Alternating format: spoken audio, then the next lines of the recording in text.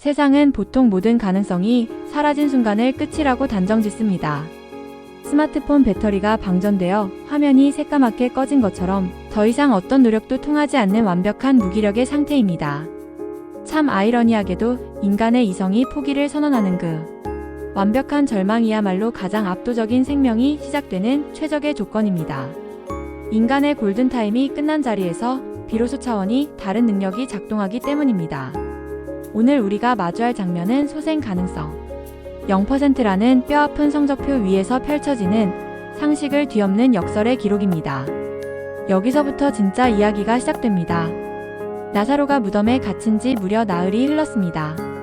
당시 유대 사회는 사람이 죽으면 사흘 동안은 영혼이 그 주위를 맴돈다고 믿었습니다. 즉, 사흘까지는 아주 희미하게나마 기적을 바랄 수 있는 유예 기간이었던 셈입니다.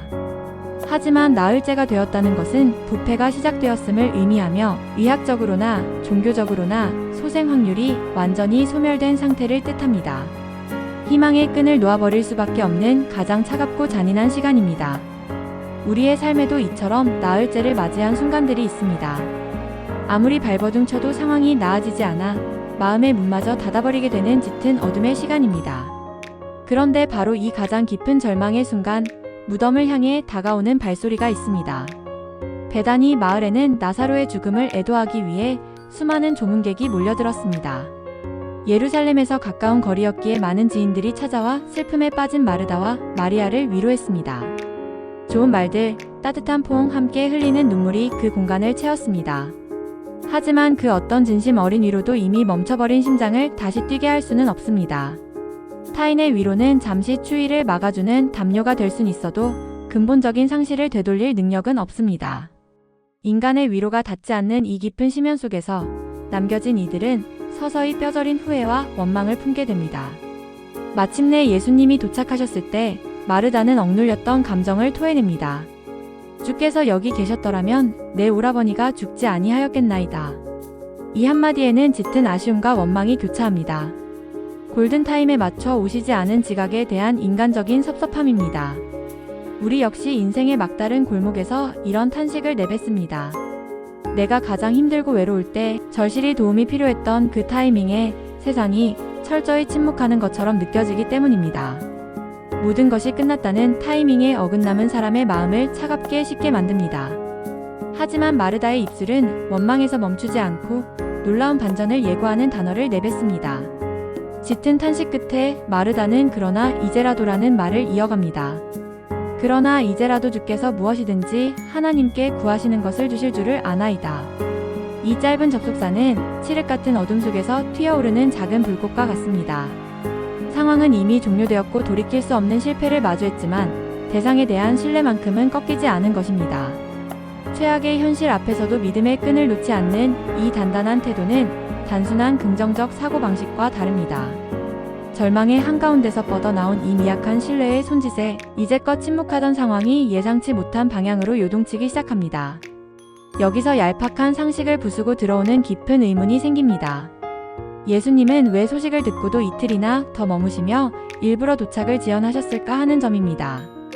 이는 단순히 병을 고쳐주는 수리의 차원을 넘어 죽음 그 자체를 뚫고 나오는 부활이라는 완전히 새로운 창조를 보여주기 위함이었습니다. 사람들은 고장난 것을 고쳐 쓰기를 원하지만 창조주는 아예 새로운 차원의 생명을 부여하고자 하셨던 것입니다. 때로 우리 삶에 찾아오는 지연된 응답이나 피할 수 없었던 실패는 더 큰 반전을 드러내기 위한 치밀한 무대 장치일 수 있습니다. 이 엄청난 선언을 앞두고 두 사람의 대화는 평행선을 달리는 듯 보입니다. 내 오라비가 다시 살아날 것이라는 말씀에 마르다는 마지막 날 부활 때에는 다시 살아날 줄을 내가 아나이다라고 대답합니다. 마르다는 부활을 먼 훗날 세상 끝날에나 이루어질 교리적인 사건으로 미루어 버립니다.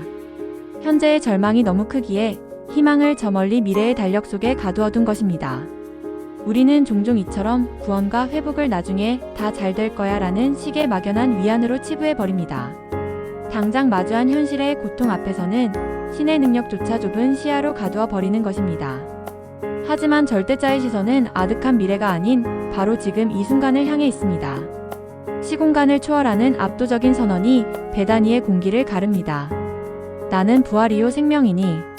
부활은 언젠가 미래에 일어날 막연한 사건이 아니라 예수님이라는 인격 그 자체임을 명확히 하신 것입니다. 생명의 원천이신 그분과 연결되는 순간 부활은 이미 현재 진행형이 됩니다. 마치 전원이 꺼진 기계가 거대한 발전소에 직접 연결되는 순간 곧바로 웅장하게 작동을 시작하는 것과 같습니다. 그분을 굳게 신뢰하는 자에게 죽음은 더 이상 모든 것을 끝내는 마침표가 아닙니다. 절망의 무게에 짓눌려 있던 공간은 이제 생명을 호흡하는 기적의 진원지로 탈바꿈합니다.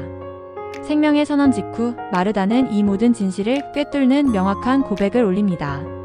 주님이 그리스도시요 세상에 오시는 하나님의 아들이심을 인정하는 단단한 외침입니다. 물리적인 현실은 여전히 부패한 냄새가 진동하는 무덤 앞이었지만 마르다의 내면에서는 이미 거대한 부활이 시작된 것입니다. 우리 삶에도 온갖 노력이 수포로 돌아간 나흘째의 무덤이 존재합니다.